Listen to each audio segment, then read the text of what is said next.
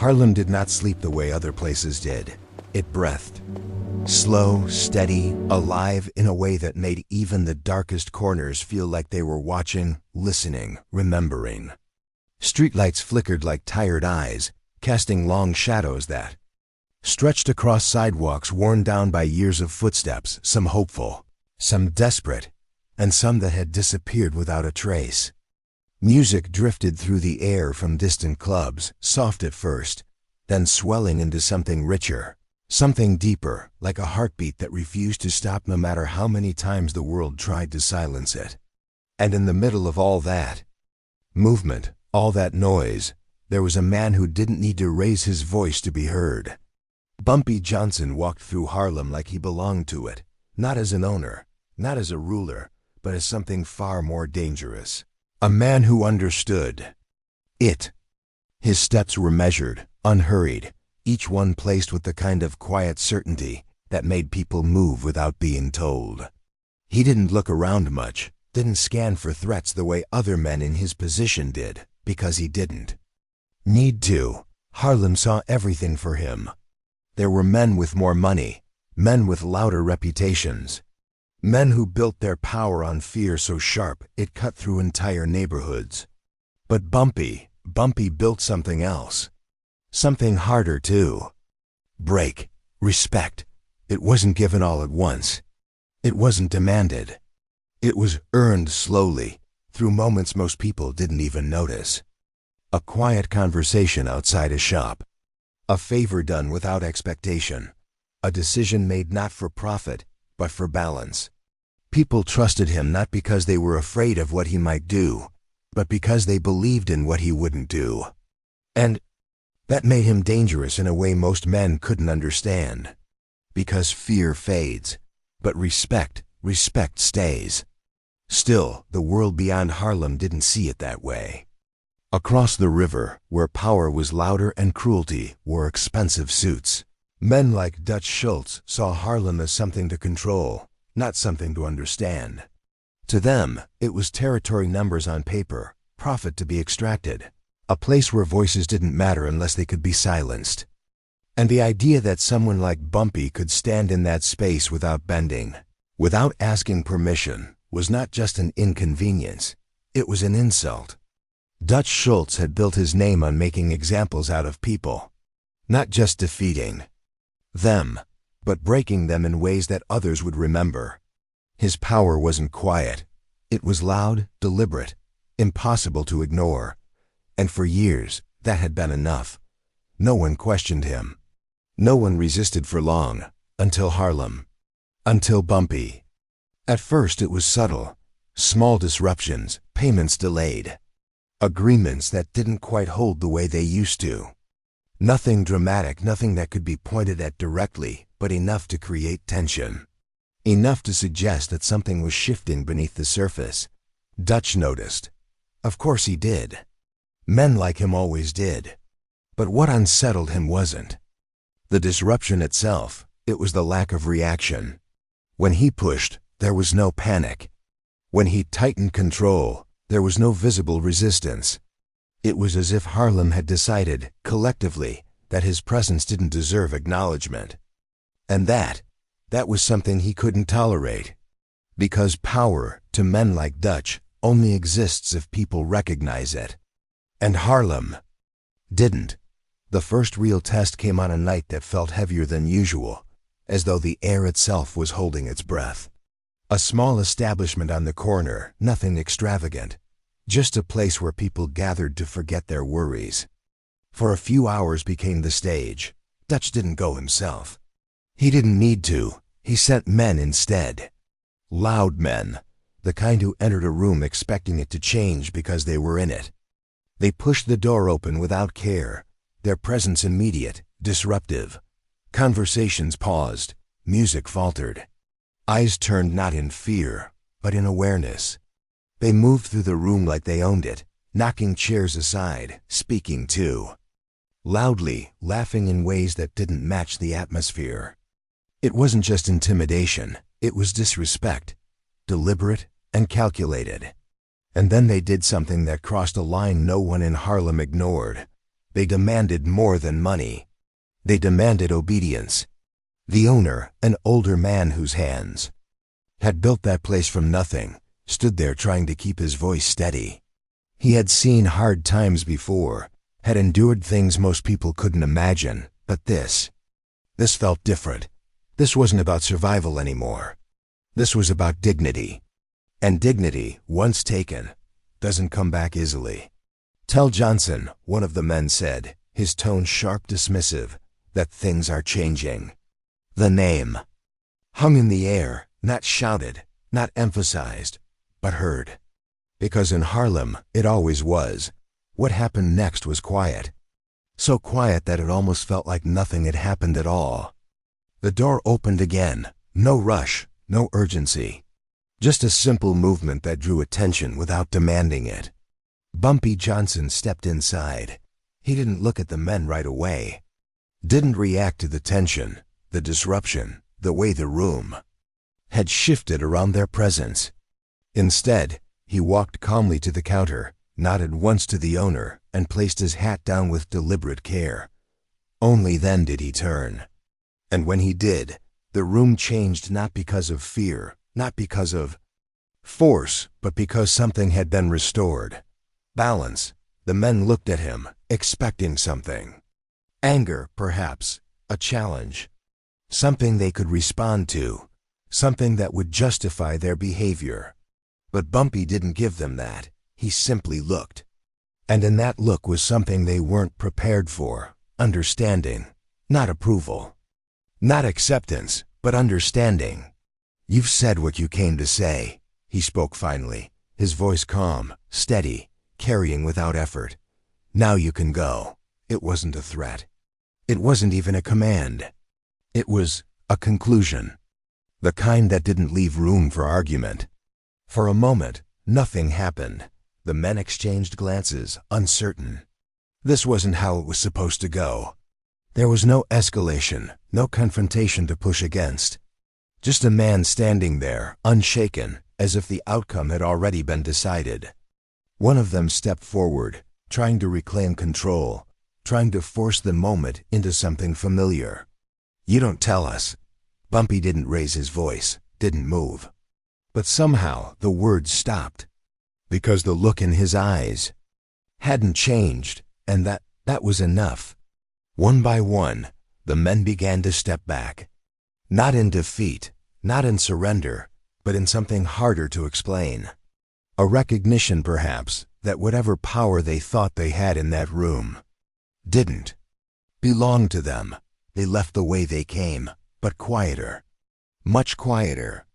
When the door closed behind them, the room didn't erupt into cheers. There was no celebration, no dramatic release of tension. Just a slow return to normal, as if Harlem had simply corrected itself. The owner looked at Bumpy, gratitude in his eyes, but also something else, relief. Bumpy picked up his hat, gave a small nod, and turned toward the door. "Thank you," the man said, his voice low. Bumpy paused, just for a second. Then, without turning back, he replied, "Take care of your place." And with that, he stepped out into the night. No speeches, no recognition, just silence. But it wasn't empty. It was full of something stronger. Because that night, Harlem didn't just see power. It understood it. And somewhere across the river, a man who had never been ignored before was about to realize what that felt like. Respect doesn't arrive with noise. It arrives when noise no longer matters. Harlem remembered everything. Not in the loud, obvious ways history books pretend memory works, but in quieter forms, the way a bartender paused just a second longer before serving a stranger, the way a musician let a note linger as if listening for something beneath the melody, the way conversations shifted when certain names were spoken. After that night in the small corner establishment, nothing had exploded into chaos. Nothing had erupted into violence, and yet something had undeniably changed. The air carried a new weight, not of fear, but of awareness. People understood now that what had happened was not just an incident, it was a line drawn without noise, a boundary established without force.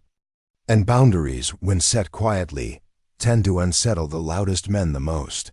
Dutch Schultz was not used to quiet resistance. In his world, opposition announced itself loudly and ended decisively. There were rules to these things, unwritten, perhaps, but understood. If someone challenged you, they did so openly. If someone feared you, they showed it. This was something else. Harlem hadn't challenged him in the way he recognized, and it certainly hadn't submitted. It had done something far more dangerous. It had remained unchanged. To Dutch, that felt like disrespect.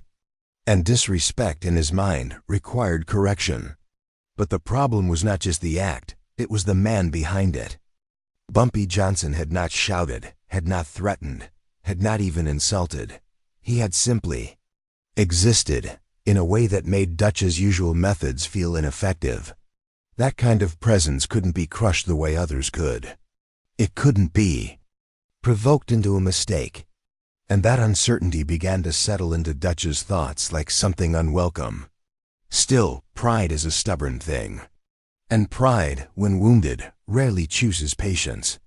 So Dutch decided to send a message, not one wrapped in words, not one that could be misunderstood, but one that would force a reaction, something undeniable. Something that would remind Harlem, and more importantly Bumpy, that silence did not equal strength. 12 men were chosen, not because they were the smartest, not because they were the most disciplined, but because they were willing to follow orders without hesitation. Each one carried a different story, a different past, but all of them shared one thing in common. They believed power came from presence, from numbers, from overwhelming a moment until it bent in your favor. They were told very little. Only that they were to find Bumpy Johnson and deliver a message. No elaboration, no discussion. Just the expectation that when 12 men walk into a room, the room changes. That night, Harlem felt different, not darker, not quieter, just aware. The streets didn't stop moving, but there was a subtle shift, like a current beneath the surface. People noticed unfamiliar faces without staring. Doors stayed open just long enough to observe, then closed gently, as if not wanting to interrupt. Whatever was about to unfold, it wasn't fear. It was something more controlled, something deliberate. Because Harlem didn't panic. It watched, and Bumpy Johnson understood exactly what was coming. He sat at a table that had become almost symbolic in its simplicity.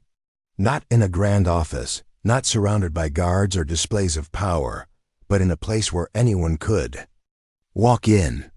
A small, dimly lit restaurant where the music was soft, the lighting low, and the atmosphere carried the kind of quiet dignity that couldn't be bought.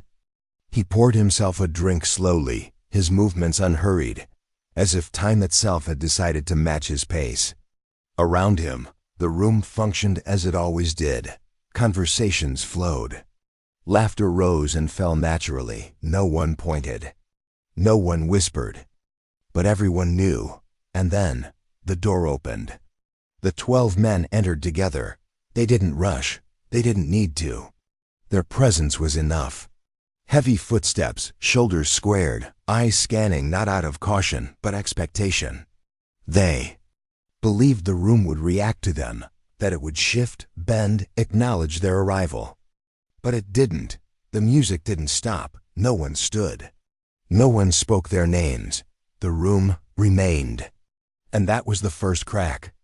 They approached Bumpy's table as a unit, forming a presence that, in any other place, would have dominated the moment. But here, something felt off. Not wrong, exactly. Just unfamiliar. Like stepping onto ground that looked solid, but didn't respond the way you expected. Bumpy didn't look up immediately. He lifted his glass, took a slow sip, and placed it back down with care. Only then did he raise his eyes, not to all 12, just to one. The one who stepped forward, the one who had been chosen to speak. "You, Johnson?"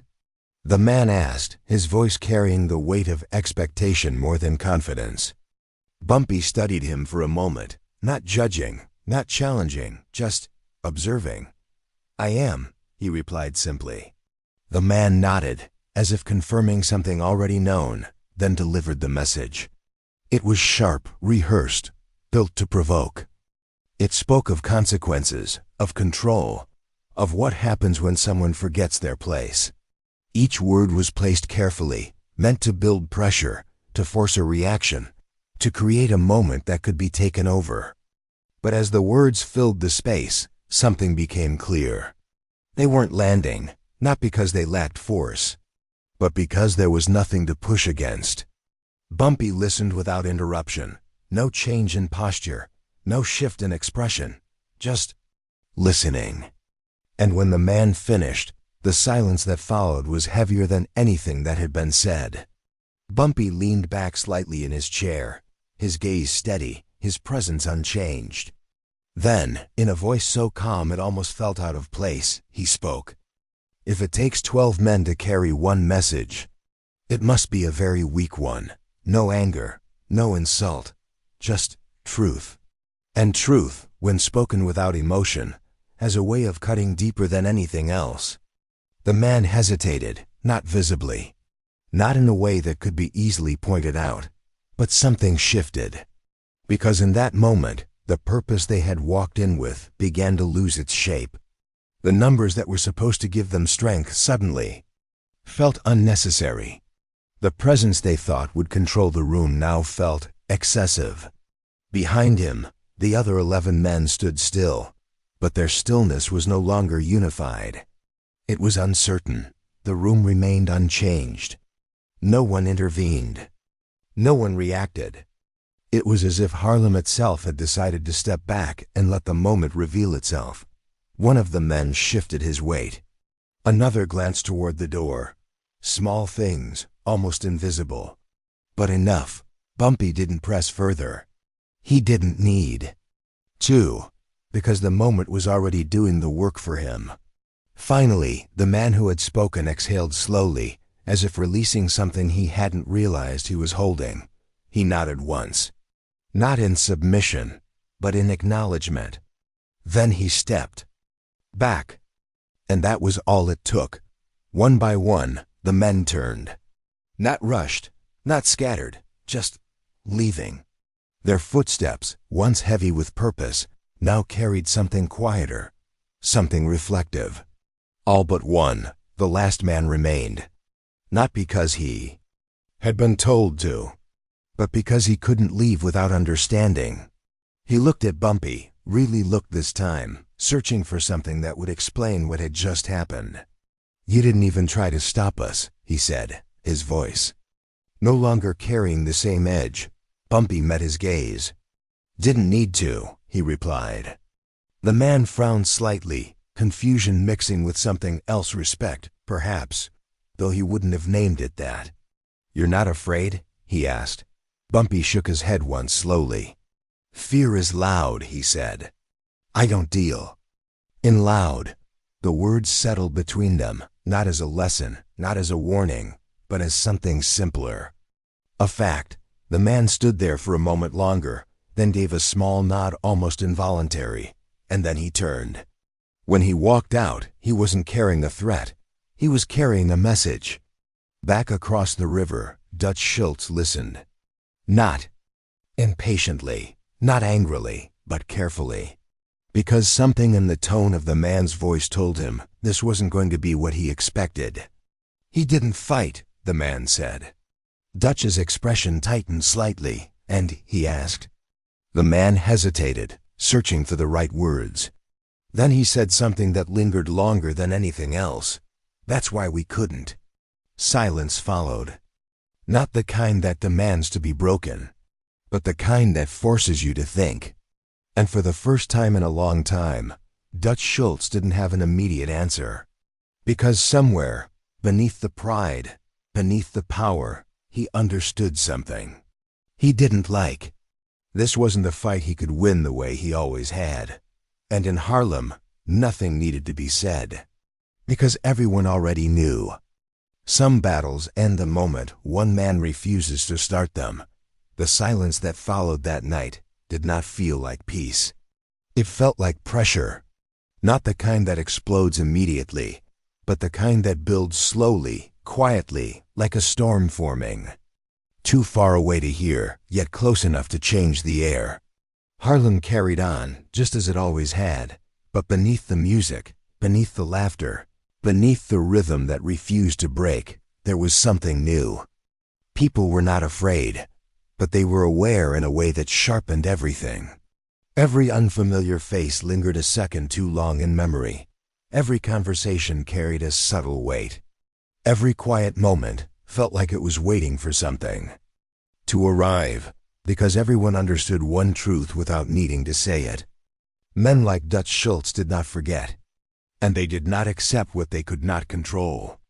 Across the river, Dutch sat in a room filled with men who spoke loudly, but thought carefully around him. Smoke curled upward in slow, deliberate spirals. The only thing in the room that seemed comfortable with silence. He had heard the report more than once, not because he didn't understand it, but because he refused to accept what it implied. 12 men had gone in with purpose, and none had delivered what he expected.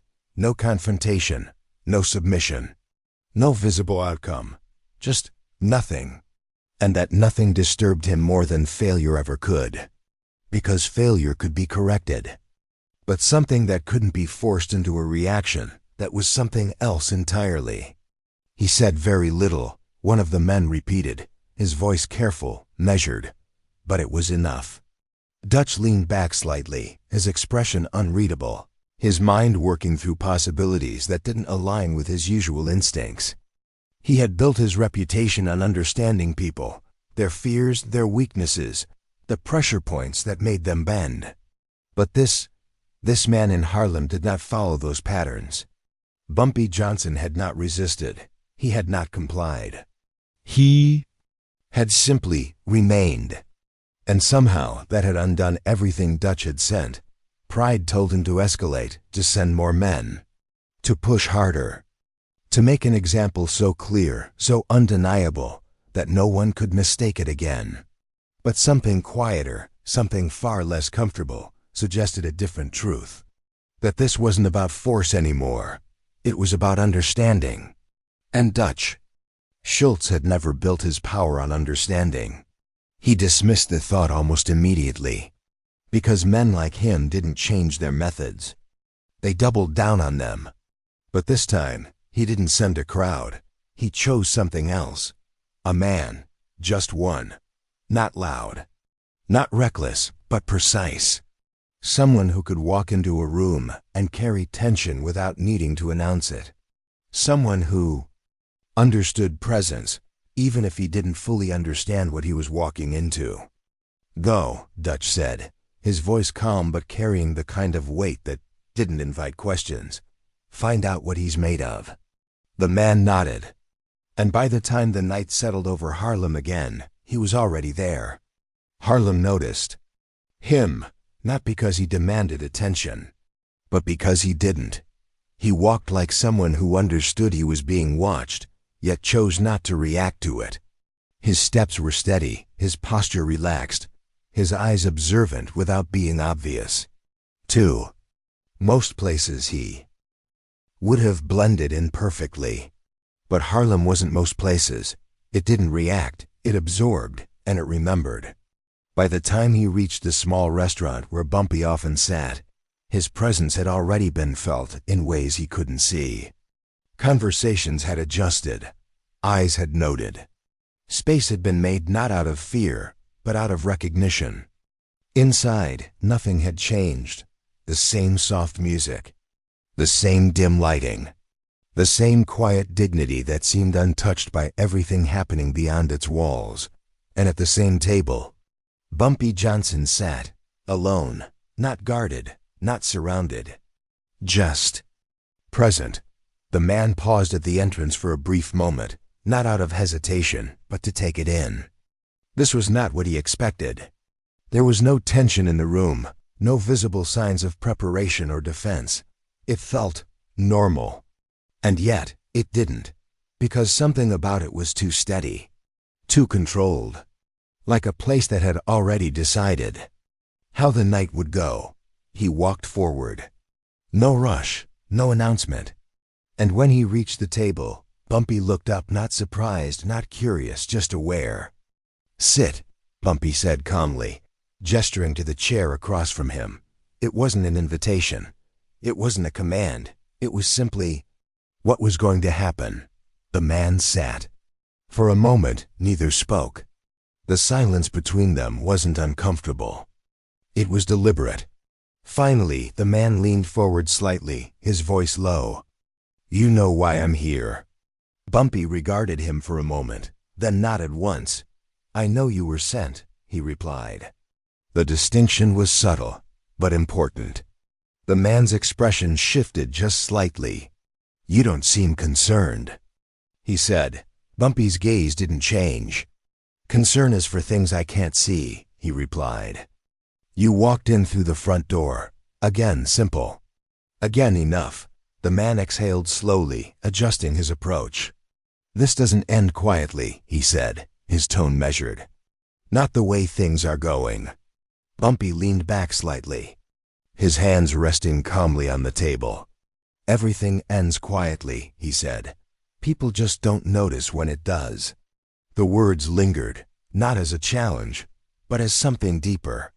The man studied him, trying to find an angle, a weakness, something that would allow him to shift control of the moment. But every path seemed to lead back to the same place: stillness. "You think this is control?" he asked, a hint of edge returning to his voice. Bumpy's eyes met his. "No," he said. "This is understanding." The man frowned. "Understanding? What?" Bumpy didn't answer immediately. Instead, he reached for his glass, took a slow sip, and set it down with the same careful precision as always. Then he spoke. "That men who need to be seen are afraid of being ignored." The room didn't react, but the words did. They settled into the space between them, shifting something that had been steady until now. Because for the first time, the man didn't have a response ready. He leaned back slightly, processing. And in that moment, something changed, not in the room, not in the atmosphere, but in him. Because he realized something he hadn't expected to realize. This wasn't a meeting. It wasn't a confrontation. It wasn't even a negotiation. It was a mirror. And he didn't like what it was showing. He stood slowly, not defeated, not convinced, but altered. "This isn't over," he said, though the words lacked the certainty they might have carried before. Bumpy nodded once. "It rarely is," he replied. The man hesitated for just a fraction of a second. Then he turned and walked out. When he returned, Dutch Schultz was waiting. Not impatiently, but intently. "Well?" he asked. The man took a breath, choosing his words carefully. "He's not what you think," he said. Dutch's expression hardened slightly. "No," he replied. "He's exactly what I think." The man shook his head. "No," he repeated quietly. "He's not trying to win." That caught something. A pause, small, but real. "Then what is he doing?" Dutch asked. The man met his gaze. "He's making it so no one else loses."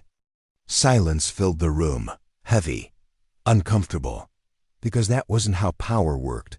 Not in Dutch's world. Not in any world he understood.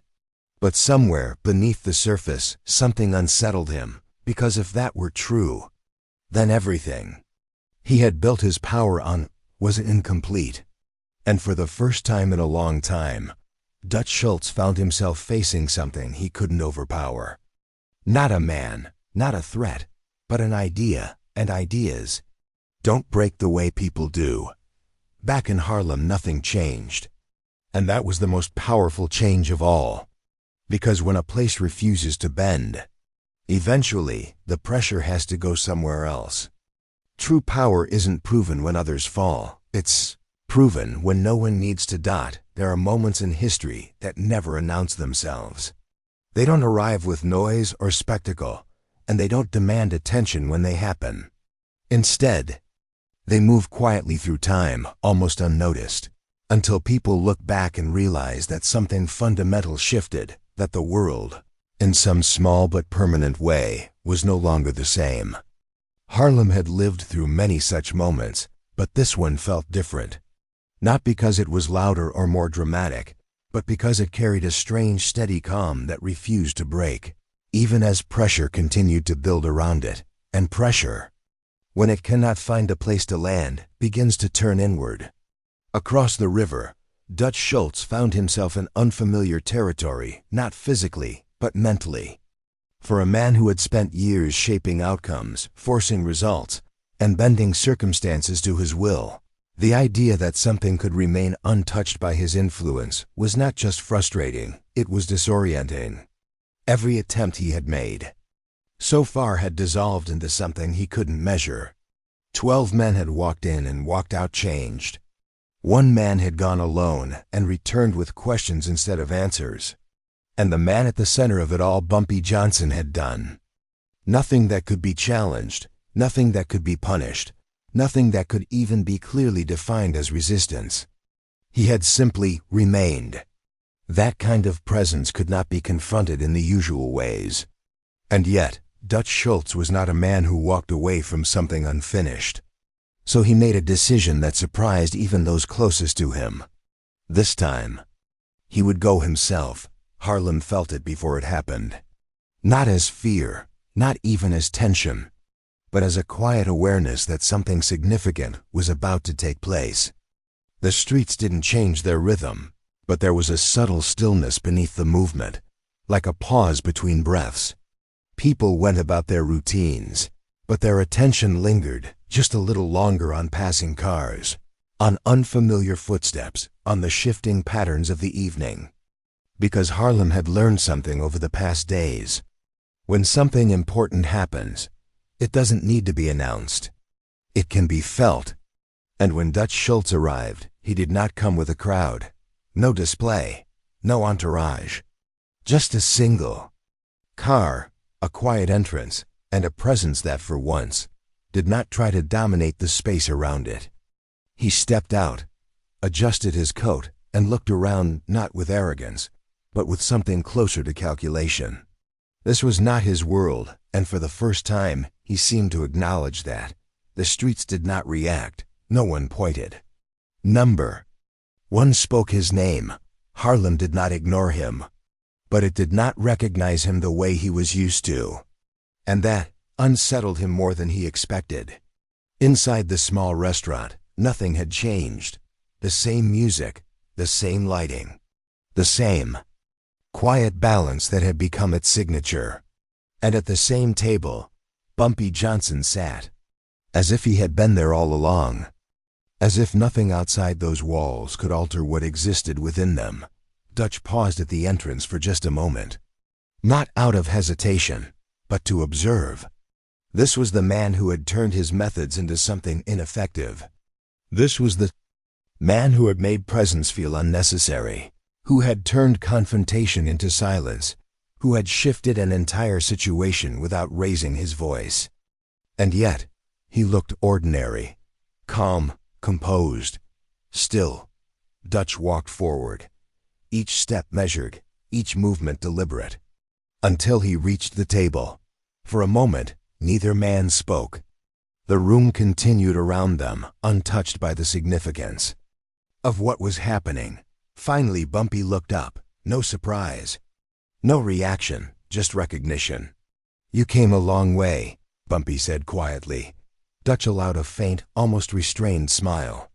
"Some things are worth seeing for yourself," he replied. Bumpy nodded once. "Then sit." Again, not an invitation, not a command, just what would happen next. Dutch sat, and for the first time, the silence between two men carried more weight than any words that could have filled it. "You've made things difficult," Dutch said after a moment, his tone controlled, but no longer sharp. Bumpy regarded him calmly. "Only for those who need them to be easy," he replied. Dutch's eyes narrowed slightly, not in anger, but in thought. "You know how this works," he said. "There are lines. There are structures. You don't just decide to step outside of them." Bumpy leaned back slightly, his expression unchanged. "I didn't step outside anything," he said. "I stayed where I was." The distinction was subtle, but it shifted everything. Dutch studied him, searching for the angle, the weakness, the point where this calm could be broken. "You think this holds?" he asked. "This quiet?" Bumpy didn't answer immediately.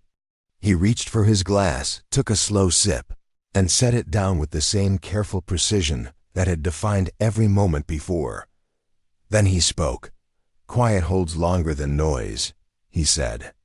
Dutch let out a small breath, almost a laugh, but not quite. "You've turned this into something philosophical," he said. "But out there," he gestured slightly, "things don't work like that." Bumpy's gaze didn't waver. "They don't," he agreed. "That's why they keep breaking." That landed, not like a blow, but like a truth that couldn't be easily dismissed. For a moment, Dutch said nothing. And in that moment, something shifted. Not in the room, not in the air, but in him. Because he realized something he hadn't allowed himself to realize before. This man wasn't opposing him. He wasn't challenging him. He wasn't even trying to win. He was simply refusing to lose what mattered. And that made everything else irrelevant. "You could have made this harder," Dutch said finally. "For both of us." Bumpy nodded slightly. "I could have," he said. "But you didn't." "No, why?" Bumpy looked at him for a long moment. Then he answered, "Because if it gets harder for everyone, it doesn't get better for anyone." The words settled into the space between them. Not dramatic, not forceful, but final. The room remained. As it was, the music played on. The world outside continued to move. But at that table, something had concluded. Not through victory, not through defeat, but through understanding. Dutch leaned back slightly, his expression no longer guarded, no longer searching. Just quiet. He had come expecting to assert control, to reclaim something, to force a resolution. But instead, he found something he hadn't expected. Clarity, not about Bumpy, but about himself. And that was something far more difficult to confront. After a while, Dutch stood. No sudden movement, no declaration, just a simple decision. He looked at Bumpy for a moment, as if considering something unspoken. Then he gave a small nod. Not submission, not agreement, but acknowledgement, and without another word, he turned and walked out. Harlem did not celebrate. There was no moment of triumph, no visible shift in behavior, no sudden release of tension, because nothing had needed to change. That was the point. The streets continued, the music played. The people lived, as they always had. But something deeper had been restored. Not power, not control, but dignity. Bumpy Johnson remained at the table for a while longer, his posture unchanged, his expression as calm as it had been at the beginning. Eventually, he picked up his hat, placed it carefully on his head, and stood. No one stopped him. No one needed to, because what had happened didn't require recognition. It required understanding, and Harlem understood. Somewhere across the river, Dutch Schultz sat in silence longer than usual that night, not planning, not reacting, just thinking. Because for the first time in a long time, he had encountered something that couldn't be taken, couldn't be forced, couldn't be broken. And that realization stayed with him. Long after the moment had passed. Back in Harlem, nothing had changed, and everything had. Because sometimes, the strongest victory is the one no one hears. In the end, they didn't stop because they were forced to. They stopped because, for the first time, they understood.